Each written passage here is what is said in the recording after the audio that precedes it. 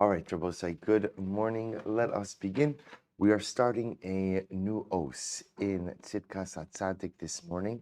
A really beautiful piece. We're picking up on page Kuf Mem Zayin. Sayachi, I just sent it out on the chat this morning.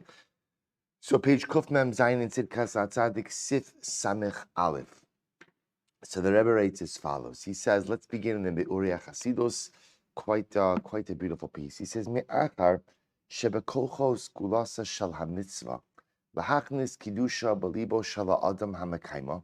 So remember again. No, I'm sorry. Did I send out Samech or Samech Aleph?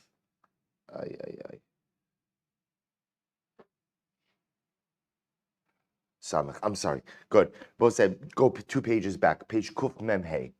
Page Kuf Mem Hey Sif Samech. I'm sorry. So we're picking up bottom of page Kuf Mem Hey in the Be'orei Chasidus Sif Samech. Bottom left hand column Be'orei Chasidus. Ha'inyan ha'mavur le'el shem ein ha'ish menuka me'avo niyuf ein ha'mayim bodkin es ishto hasota. Supposed to remember again. We spoke about before this concept. The Rebbe alluded to it at the end of Osnun Ches, quoting the Gemara Maseches Sota, where the Gemara explains that halacha l'maisa, in the case of Sota, a woman suspected of adultery, the mace Sota, the waters of the Sota, only check the woman if the husband himself is free of sin. If Chas v'Shalom, the husband himself is an immoral individual, then halacha l'maisa, the mace Sota, the waters, do not check the wife. So in order for the husband to play the piety card and go ahead and subject his wife to this particular process, he too must be free of this sin. Mipnei she'az ein ha'ish zocha la'ashkachas Hashem u'l'shmira shalei kashal be'isr zeh yesh bo tam nosaf. So the Rebbe says there's an additional reason for this dynamic, and what the Rebbe is going to do is take the dynamic of Sota and really expand it into something very powerful. He says, Misad mashemutal al ha'adam lizar me'od miligrom tsar lizulaso. A person has to be very careful before causing pain to someone else, bedavar shu ba'atzmo eno naki mimenu, regarding something that I myself am guilty of. Kvishi isbar. Now, we're going to define what this is in just a moment, but Rebbe is going to discuss the idea of causing someone else pain or discomfort regarding a particular infraction or misdeed when I myself am guilty of this very misdeed. Now, what does this mean? So he goes on, he says, Kol minei tzar v'yisurim sheyesh v'naseh l'chol adam al yedei, page Kuf Mem Vav, al yedei adam achar hamiasru mitzaro. So Rebbe will say, at times, when someone points out to me something I've done wrong, it's very painful, right? For all of us. In other words, as much as, of course, it's good for someone to tell me if I'm doing something wrong, because that's the way we grow, and that's the way we progress as people. It's difficult when someone tells you and someone points out to you that you're doing something wrong, or you're behaving in an inappropriate way. Bein im midaito ubekavona tchila rasa adam hu letzaro. So bein im shelo midaito v'shelo bekavona tzira ha'adam hahu. Elarak shebigrama delay shebikoch gramaso b'derech memela nigram tsar la'adam acher shelo bekavanaso ritzono. So we'll say, so sometimes when people cause us pain, they cause us pain in one of two ways. Now, to be clear, the pain that the Rebbe is referring to over here is the pain that comes about when someone points out something wrong that you've done, or someone highlights something wrong that you've done. So sometimes when a person causes me pain as a result of that, it's intentional. In other words, they want to cause me pain. And the way they're causing me pain is by pointing out something that I'm doing wrong. And other times, it's unintentional. Now, unintentional could be in one of two ways. Unintentional literally means a person says something to me, yes, pointing out something wrong I've done, but they don't intend to cause me pain, right? Their intention is really just, sometimes it could be actually positive, to point out something I've done wrong in an effort to hopefully allow me to become better. Or sometimes it's just the person says something. A lot of times people say things and they don't necessarily think about the impact of what it is that they're saying. Ukomokin hadvarim amurim afilu kishenigram atzar Mitoch kavana l'shem shamayim. This is the third way. So possibility one is a person says something with the intention to hurt me. So they point out something I've done wrong, and their only intention in doing that is to cause me pain. Possibility two is a person just says stuff, because sometimes in life people just say stuff and they have no particular kavanah. They're just making a statement. Their statement just happens to be about something that I've done wrong. And possibility number three is where a person points out something I've done wrong, but their intention is actually to help me. Their intention is actually to benefit me. In other words, their intention is to point it out in order, because there's a mitzvah, there is a mitzvah of rebuke. And what's the mitzvah of rebuke? If you see a fellow Jew doing something wrong, you do want to point it out. But what's the point of that rebuke? Rebuke is such a strong word. What's the point of that? The point of it is because I love my fellow Jew. I love that person. And so I want them to be able to engage in course-correcting activity. That was the logic. Ukigon shahaya mochicho umatif lo musar amaisav haroim va'ayidei mitztaer shomei hatochacha. So what's the bottom line, right? So whether again, I have three scenarios now. We'll call them Ruvain. Ruvain is coming and pointing out something I've done wrong. So there are three possible motivations, right? Motivation one, he wants to hurt me. Motivation two is parif. He doesn't really have any motivation. Sometimes people just talk. It's unfortunate, but sometimes people just talk for the sake of talking. And possibility number three is he actually cares about me and loves me and is pointing out what I've done wrong, because he's hoping that if he points it out, that'll fuel me in my effort to do better. Now, interestingly enough, whatever the motivation, the result is the same. What's often the result? I'm hurt. Right? So again, and also I think this is my simcha yom. It happens to many of us every day.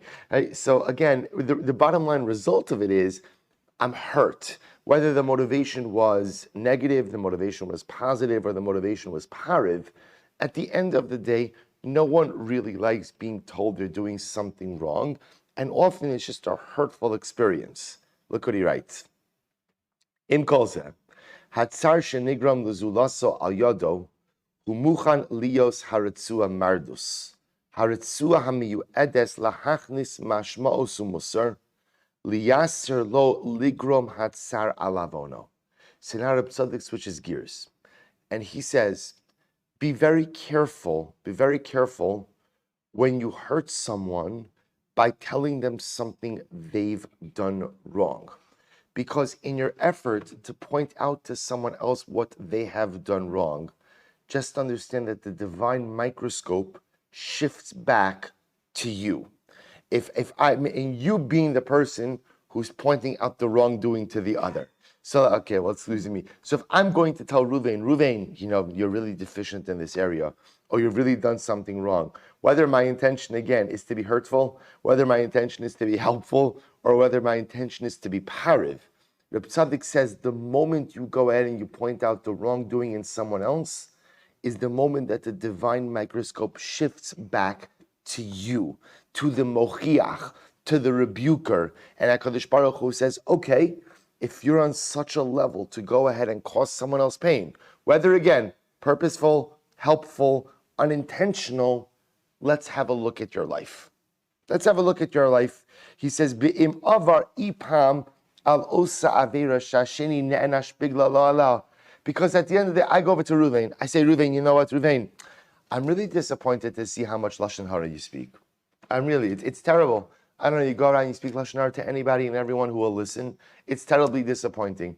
Now, okay, so there's a mitzvah of amisecha, but HaKadosh Baruch Hu says, fantastic. Now, Ruvain's going to be bitzar. Ruvain is going to be a little bit tzibrach and a little bit crushed because no one likes being told that they're doing something wrong. So whether my intention was purposeful, whether my intention ultimately was hurtful, or whether it was pariv, at the end, the HaKadosh Baruch Hu says, okay, now I've caused pain to Ruvain through my rebuke. Let's have a look at you. Let's see again, you're giving Musar Lashon Hara. Let's see ultimately again how it is that you are doing in that particular area.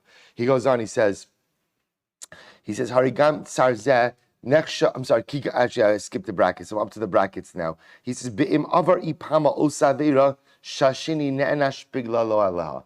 And what HaKadosh Baruch Hu literally looks at is, have I ever transgressed the avera for which I am giving someone else musar? Which I will say that this is a very, very profound idea.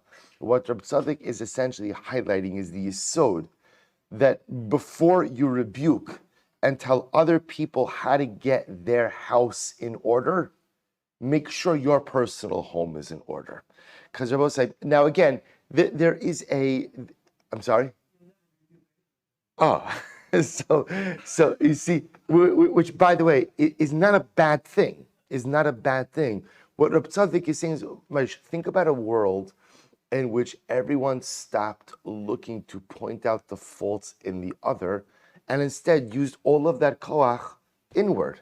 That's, again, now what I want to point out is something very important, is obviously there is a mitzvah d'oraisa of hocheach tochiach es hamisecha. There is a mitzvah like that, right? There is a mitzvah.